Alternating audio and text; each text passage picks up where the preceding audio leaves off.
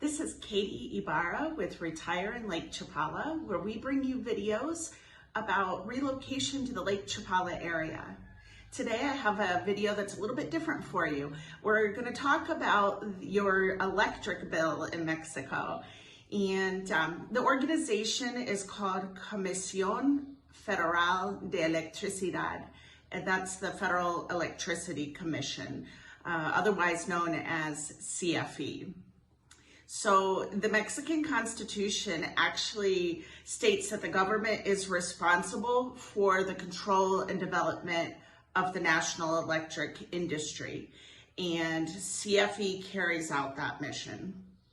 So I want to address three topics in today's video. One, if you become a new homeowner, how do you get that account in your own name? Two, how do you decipher the bill? And three, how do you pay it? So let's dive in. Let's start with becoming a new homeowner in the Lake Chapala area. Of course, you're going to wonder, how am I getting the electric bill into my name? If you've gone through a closing with me or Ricardo, anybody from Chapala Realtors, we provide you with a document packet. And that's going to give you everything you need for the name change, except one item that you'll need to wait for. That is the registered deed. At the closing, you're given a simple copy of the deed, but then the notario sends that to the government and registers it. So when it comes back, you will need that to go to the CFE office and make that name change. So in other words, you're going to have a few months where the bill continues to come in the previous homeowner's name, and that's fine. Just continue to pay the bills in a timely manner. You won't have interruption of service.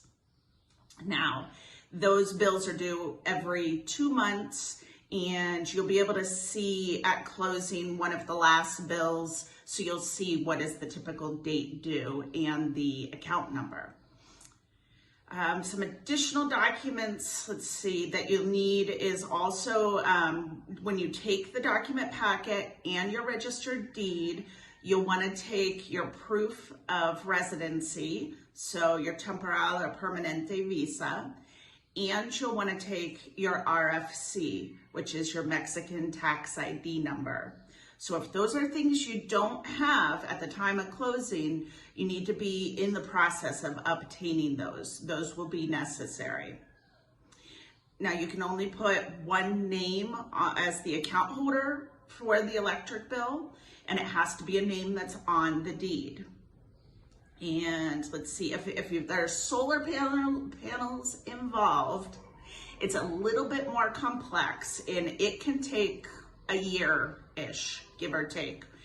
We do recommend that you hire a facilitator to assist if that's the case, and we can make recommendations. Now let's talk a little bit about how to decipher your bill. Your bill is going to be delivered every 2 months. It's just a single page, front and back. And starting in the upper left corner, the front page, you're going to see the account holder, the property address. After that, a service number, which is your account identifier.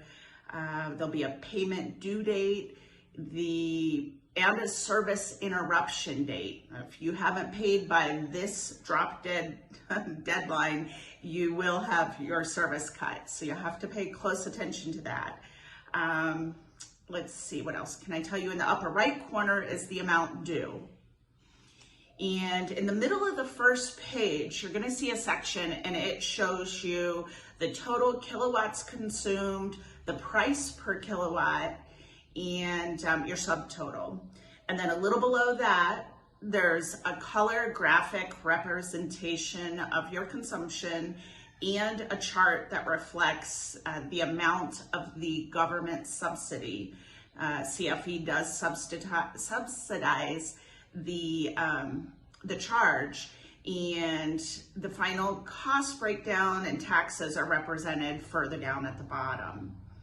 Then the back page shows a consumption history table and a bar chart, and that shows the past 22 months. So that plus the current bill, you've got 2 years at a glance if you want to kind of summarize how are you doing with your consumption.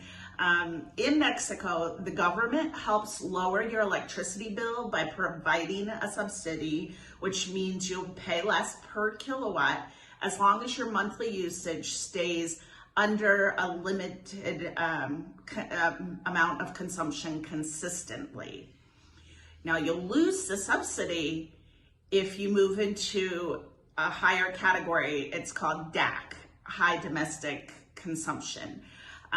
This DAC rate it's significantly higher per kilowatt, and it's going to sharply increase your electric bill if you fall into that. The amount of the subsidy depends on where you're located geographically and the climate in that area. So here in the Lake Chapala area, we have a pretty mild climate year round. There's very little air conditioning usage. So our subsidy isn't as high as it would be over at the beach where maybe it's humid and people are using the AC a lot more. Well, let's talk just another minute on the DAC. Some people get really worried about that. Some things you can do to avoid slipping into this category would be just focusing on common sense energy saving habits. Turn off unused lights and appliances, unplug chargers for all your devices when you're not using them. Replace antiquated appliances, an old refrigerator, get an efficient model. And then of course you could consider the installation of solar panels. It's a long-term solution that will dramatically lower your electricity bills. I've seen clients that have solar panels and they'll hand me a copy of their CFE bill, and it's consistently about 65 pesos every 2 months, which is peanuts, less than $4. So you would have to go through a few months of low usage to get out of the DAC, and then they would recalculate your monthly average and get you back into a regular charge for kilowatt hour. Let's talk about paying your bill. So let me just give you a ballpark idea of what to expect. What we see in general, a 2 to 3 bedroom household pays maybe 400 to 800 pesos a month. So 20 to 40 US roughly, because we're in an area where you're not using a whole lot of air conditioning. So I can't emphasize enough that you should not wait to receive your bill before you pay. Unfortunately, the mail service isn't terribly reliable. So what you're going to want to do is note in your calendar the recurring expected bill due date. You can get it off the first one as soon as you take ownership of your property, and then I write it on the calendar and I make sure a week prior to when I expect it to be due, I am taking action. Now, you have a number of ways to pay this. You can go to the CFE office in Chapala and make a payment. I've been doing that for many years. There's a couple of machines, sort of like going to the ATM, and you just take correct cash or close to, because the machine will only give back change up to about 50 pesos. If you do have change due back to you, there is an option on the screen just to put that credit on your account for later. And I do notice there's a credit card slot, but I have to say I haven't used it. I'm not sure if it would take a foreign card.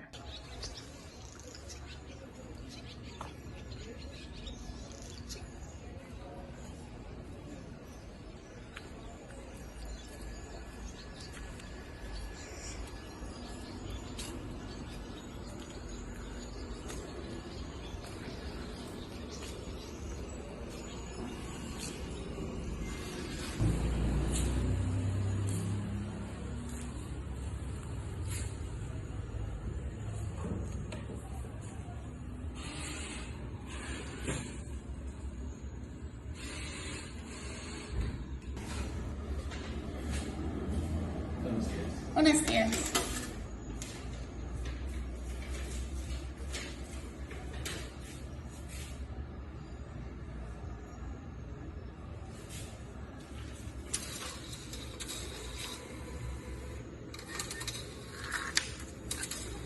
So that's just one way to pay, going to the office.